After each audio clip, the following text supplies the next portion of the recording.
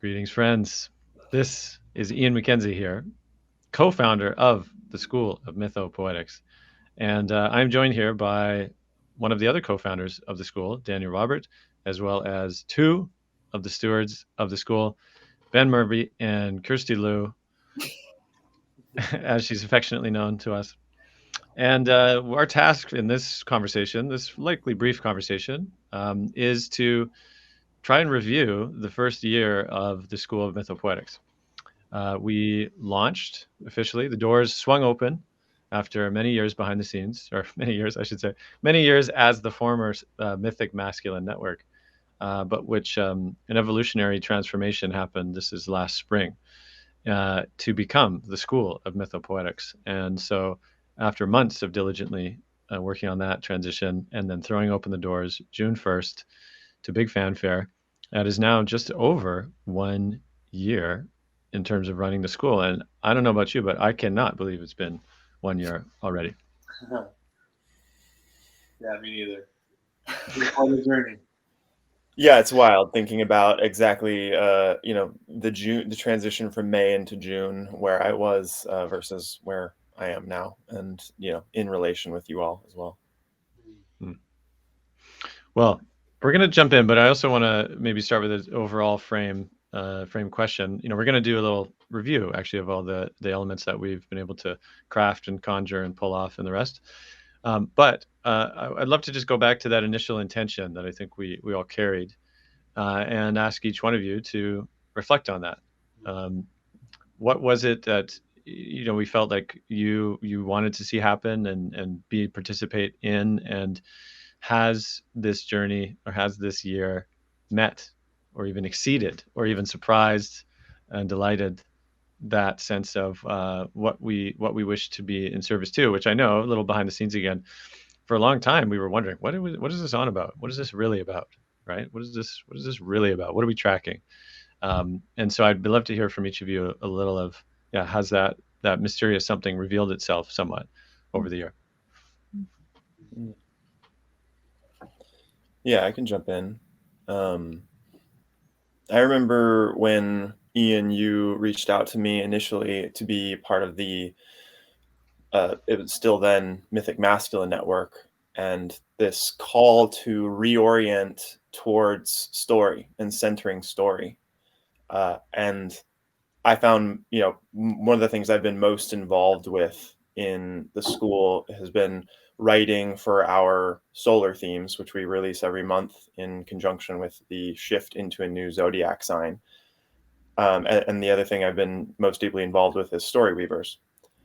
And the apprenticeship or the courting of story, I mean, for me personally, has been a huge part of that. But seeing people orient around that, seeing the way that people take in that experience of sitting with story and working with story, feeding story, the way that carries on into life has been magical for me personally. And the sense that I get from others is that has been huge medicine for them as well. So that's one thing. Beautiful.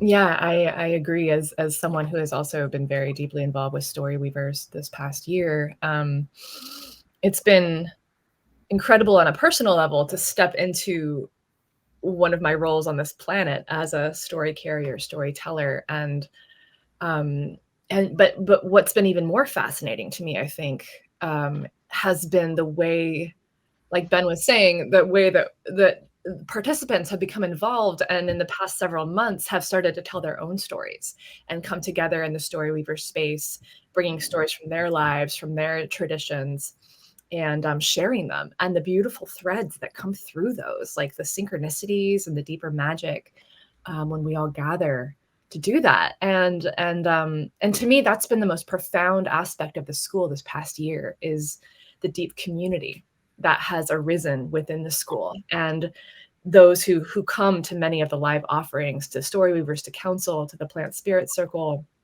to the Adulthood Ritual Initiation Apprenticeship. There's been this like deeper thread of shared wisdom, of shared it's almost hard to put into words. We're getting to know each other on this level that we can just drop into these spaces and start teasing out these deeper mythic threads together in a way that was not available a year ago because we hadn't gone to those depths yet. So that's been beautiful to me, and we're all over the world, you know, but there's still this like powerful mycelial web forming. It's been so surprising. I'll tack on, just because this is such a resonant thread specifically for Kirsten and I, and holding Story Weavers together and all the other spaces that Kirsten holds. But the sense of, and the surprising part of it is that we're doing this over the internet. You know, I think that most of us can agree we'd like to be in person, but the fact is that the people who are showing up for this, you know, endeavor are all across the world, and even in that spread across the worldness, there's an alchemy that happens when we gather, and that word feels very potent and pertinent to what we're doing here, coming together with whatever raw material we're each carrying, and then creating something that is refined and beautiful and luminous and uplifting in each of our individual lives, wherever we are in the world. Well, just before we pass it over to Dan, I know who's itching to jump in. I will say that the online and the in person as well certainly has been traversed.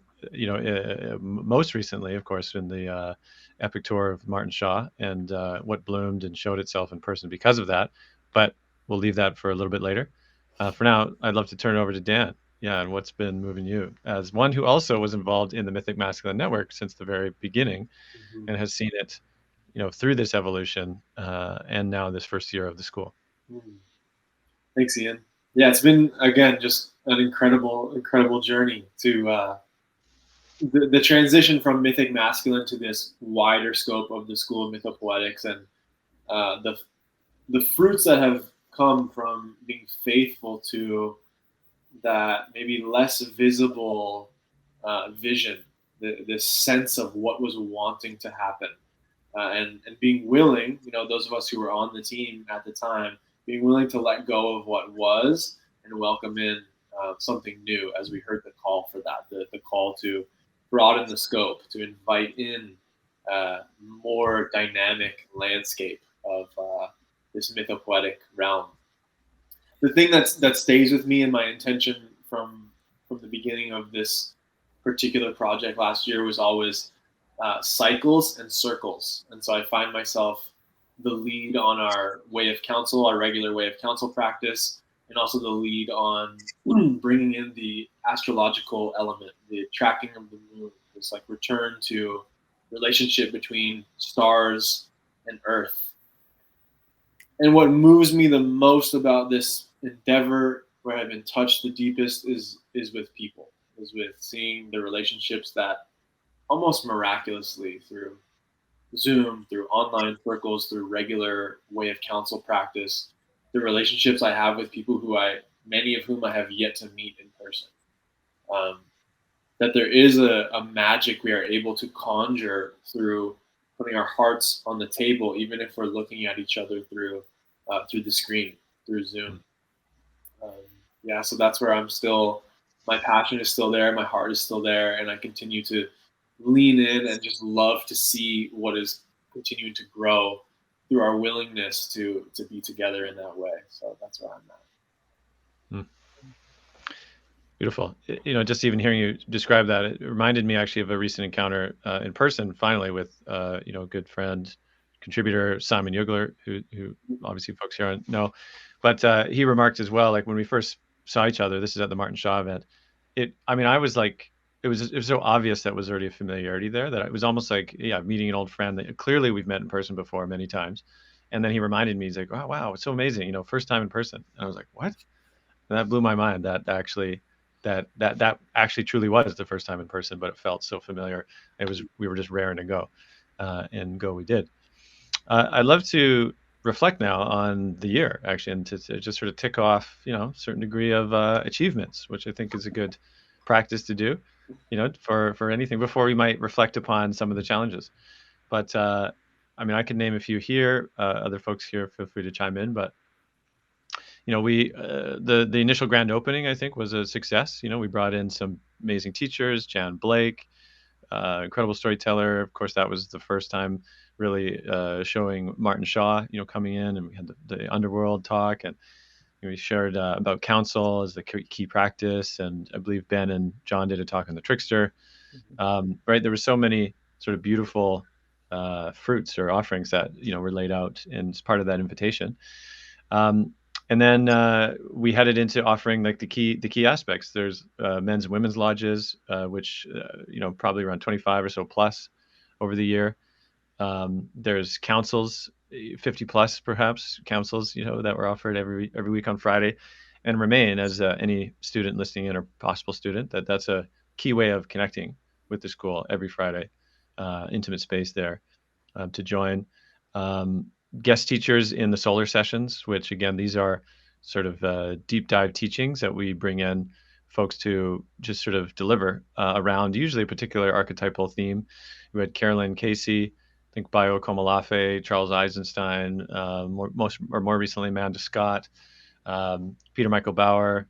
I mean, the opportunity to weave with these folks in this way, and oftentimes I think offer them an opportunity to riff in a way that maybe they're unfamiliar with, but also seem to be delighted by. I know Senator Amanda Scott particularly was. It's such a beautiful way, I think, to connect with these people, to invite them in for the public who get to tune in, and then for the school who get to access the vast and growing library now of these talks. Love to hear a bit more about what you've all contributed to that we can, hold up as achievements in the school. Yeah, I'm thinking about Story Weavers. I think we've got something between 18 and 20 sessions logged and recorded on Story Weavers. Live tellings of the story of Parsifal, of the Skeleton Woman, of Vasilisa, of Cinderbiter and Hermes. There's a whole backlog of stories that have been told, of the Handless Maiden. And just the deep dive conversations that happen after those storytellings. It's not this, it's not an entertainment. There's a participatory element to that, and being with story. That's one thing that I can think of that we've done awesome work with.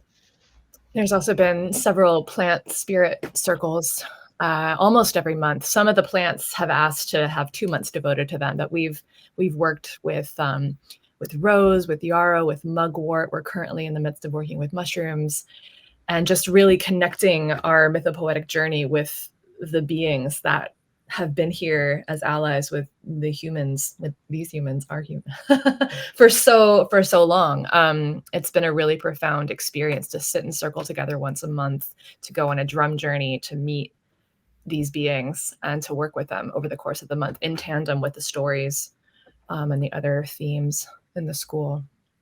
It's been very powerful.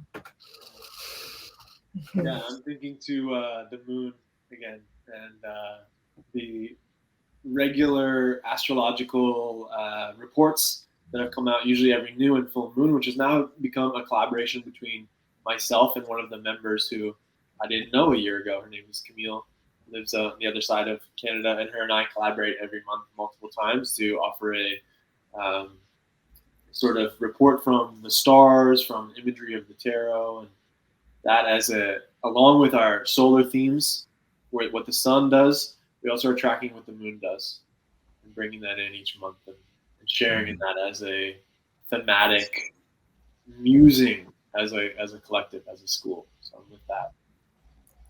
There's also been a program called the Adulthood Initiation Ritual Apprenticeship that started back in November. That is sort of a subset of the school. So some of the participants are school members, and then some came from the outside, and now they are part of the school. And that's just been this incredibly powerful, deeper dive into becoming true adults in this world and learning ritual practices to offer with our communities wherever we are in the world, and finding ways to create rites of passage for ourselves and for others, and having a really beautiful focused group to traverse these territories with. Something that's also really struck me about the school is how we all, even though we're all over the world, we're able to hold each other through these different underworld and overworld journeys that we're on upper world, I guess. And so the ritual apprenticeship has been just a more condensed, focused version of that, where we're really working with a lot of really deep material that I'm not sure would come up otherwise, and able to hold each other through that and to report about our experiences creating these rituals and rites of passage. And so that's going to culminate in a vision fast later this summer. Yeah. Beautiful. Well, I'd also love to name that last Samhain we had Into the Dark, which was, of course, an online storyteller extravaganza, I'd say, that invited storytellers from all over the world to come and offer in this beautiful tapestry of story around that particular time. As well as earlier this year, we launched or we held the Kiss the Witch course with Bo Huntress, which is a exploration of the feminine archetypes for men. Now in its second round, which I think is about to complete actually very soon. And we're just about to launch actually a new course very soon called The Way of Counsel Training, which again, we touched on counsel as a key practice within the school. And Dave Bingham, who's a friend and ally, and of course, Dan, they've sort of co-crafted this offering here through the school as well. So in that sense that we've, one hand, as I reflect on these elements and these aspects, I think, wow, we've achieved a lot with not a lot in terms of resources, and a little peek behind the scenes that, all of us are really offering this largely as a labor of love. Like all of us have to sustain ourselves more directly through other endeavors, and that the school itself, has never been driven through financial interest. And yet at the same time, I'd say one of the main challenges, of course, is trying to find the way where it can be regenerative. For all of us, sort of tending different areas within the school. And so, that's still a work in progress itself as well, because we have to also walk the balance between making things accessible to folks as we can, and then, but also again, trying to cover, the cost of trying to run this kind of thing is formidable, and again, and I think that the depth of the offerings there to have achieved with the resources that we've had, for me, I just am deeply grateful. To all of you here as co-stewards and the others collaborators that we've had in the school who are willing to say yes to something, which again is not reciprocal in the ways that would make it able to be focused on more fully. And so I'd say part of the dance as we also step in now into this next year is looking at, again, how do we make this offering, this nexus, most accessible to folks who do want to partake? But then also, how do we offer ways of deepening in ways that also create a sense of regenerative possibility, within the school? So that's just one aspect I'd say I just wanted to name, to those listening as well, to say that's, so it's an ongoing challenge to walk these worlds. But I'd say I'd be curious from those of you here too, what are some other maybe surprises, some other ways of, saying, okay, you know what, we bit off more than we could chew there, or actually we didn't even anticipate this at all. What was something that we've learned along the way? I just want to jump there. One, I appreciate the transparency, Ian, leading with transparency on that. It feels really good. On the note of labor of love, in the little bit of preparation we did before having this conversation was just listing everything we had done. And for me, it was this big surprise. I've been so, and I think a lot of us have been so head down, like, okay, here's the next thing we're doing. This is coming up this week or this month, or, oh, we have this guest teacher or this course coming up. It's been a lot of focus. And the opportunity, even just for me personally, to take a step back and get the full scope and to look at everything we have done, everything that has come through the school, through the stewards and through the members. It's just been a beautiful thing to really have an opportunity to take that in and see, wow, we really have done something here special. And it continues to be more so as more people kind of show up they hear the call and they're showing up and they're bringing their gifts and they're like, oh, I get what's happening here. Here's my truth. Here's what I'm coming with. Let me bring it and let's integrate it and let's turn this into something increasingly beautiful and powerful and meaningful.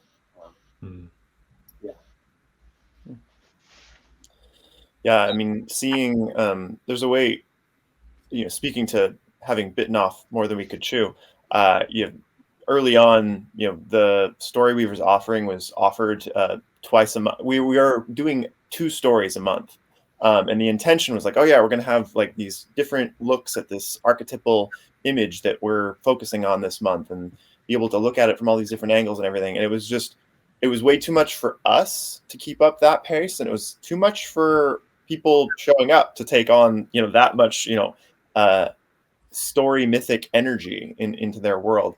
And then seeing that, just recognizing the power of what it was we were bringing is one element of that.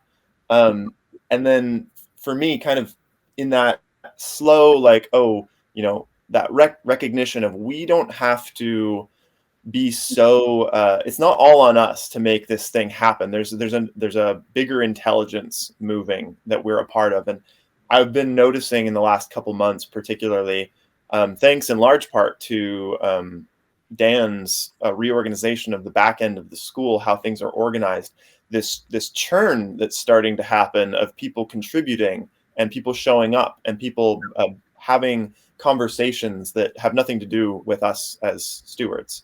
That has been beautiful to see, and again, like, unexpected to arrive at a place of like seeing this way. It has a regenerative energy within the school. Like, it's feeding on itself. It's people bring and receive as they show up, essentially. Something that's been really astounding for me was, so I spent along with Ian about 6 months this winter organizing and managing a tour that we sponsored as a school from Martin Shaw across Canada.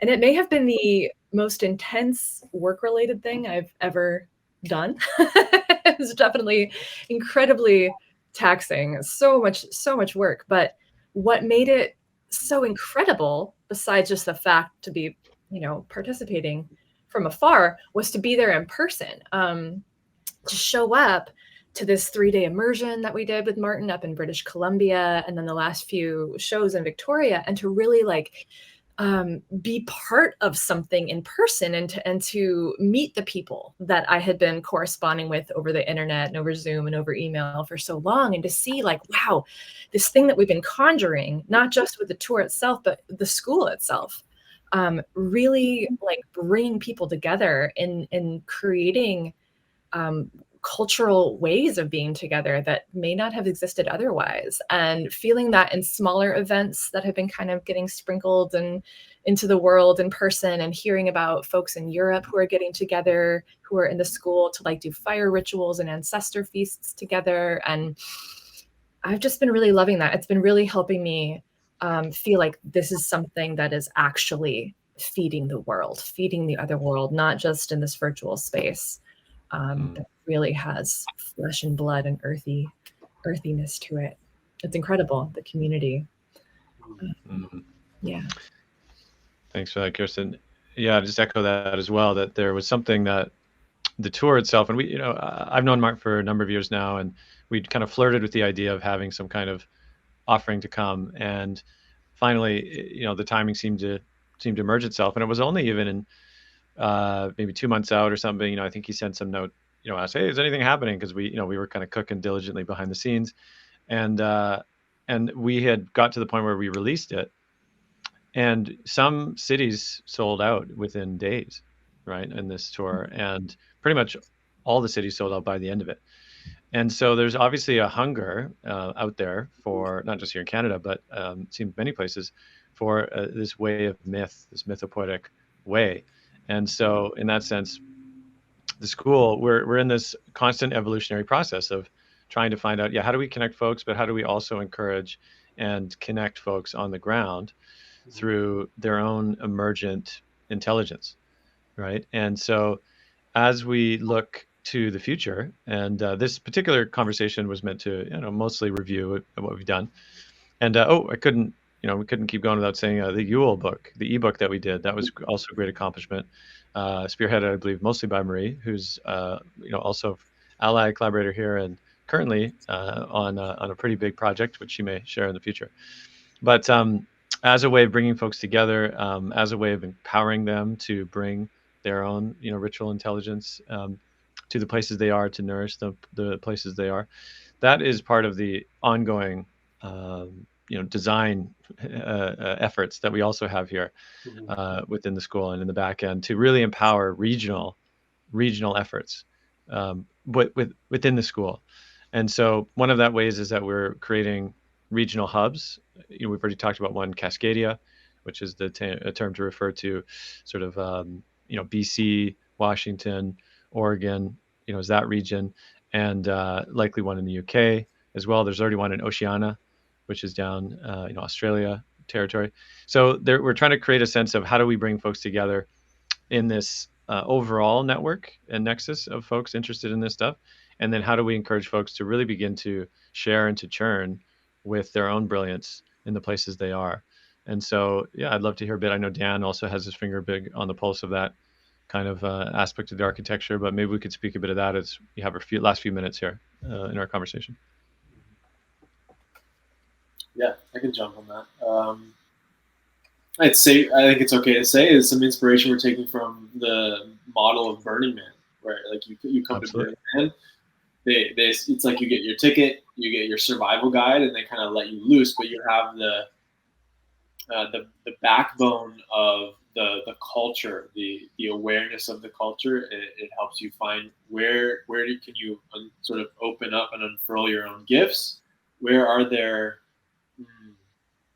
maybe longer standing endeavors, things that have been around maybe for a couple of years or a couple of seasons. You can go there and like, here's how you can kind of land there and start to get to know that space. So less and less, I think we are telling people like, hey, come do this and come do that, and more like, okay, here's your guide on how to find your own way here.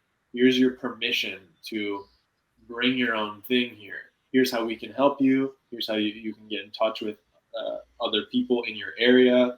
Here's how we can really encourage this thing towards a genuine movement that you take offline. That isn't just about the platform and the interactions we have on there, but is really on the ground, like you're talking about, like meeting other people who speak this language, who understand where you're coming from. Yeah. Beautiful. Yeah. Any other additions there, Ben or Kirsten? Well, I'm sorry if I have a little bit of background noise. It started to rain here in the middle of June in Portland, Oregon. I mean, for me, this is very pertinent in terms of just that next week. I'm planning a storytelling event with a friend of mine in Portland locally. And I think that one of our other stewards has done something similar down south in California. So this just this bubbling of little fruiting bodies of live events seems to be gaining steam, this year in. Beautiful. Fruiting bodies. Yeah. Kirsten. I don't know if I have anything to add, except it's just been so inspiring. Just seeing the fruiting bodies coming into being on their own all across the world. And I look forward to so much more of that. It just feels so crucial that we are doing this work together right now. I think that's so much of what's gotten me through it, just being a labor of love, but not necessarily financially sustainable. Is just how important I feel it is in this moment that we're in the world, to create this mycelial web of myth and story and ritual and relation with the other worlds, and to support each other in it in every way that we possibly can, whether that's in person or virtually. So I'm grateful to be a part of this. Beautiful. Yeah. Maybe also just to offer the gratitudes as well as the other mycelial networks, as you look out, we see these other clusters, right, of folks doing this work with different communities in different regions of the world. And how do we connect each other, right? How do we kind of share information even among these meta networks? I don't know if the term is the World Wood Web, something like that, right? Is the mycelia version of that. And so that's also what I feel is happening. We are obviously just one part of this much vaster ecosystem of this mythopoetic awakening, and doing our best to contribute as we can. And if this is the flavor of mythopoetic that calls to you, certainly to come and join us, to check out, the school, to explore, to come to some of the live events that will be bubbling and fruiting even more so in the times to come, as well as larger immersions as well, which we won't talk about now, but we'll just kind of leave there to tease folks for now. You can check us out here on YouTube or on the podcast as well. Solar sessions are publicly available to any folks who want to tune in live, and then they become available only to students in the back end. But yeah, there's lots to access if you're just being introduced to the school, and to the students or the scholars who are watching this now. Thank you for leaning in to this endeavor, this tiny endeavor, with a big heart and lots of curiosity, lots of mystery, and of course to the other stewards, John, Wolfstone, and Marie. Gratitude to all your efforts as well. And I suppose for now, we call it, and onward we go. Yes. Thanks, everyone. Thank you so much, everyone. Thank you.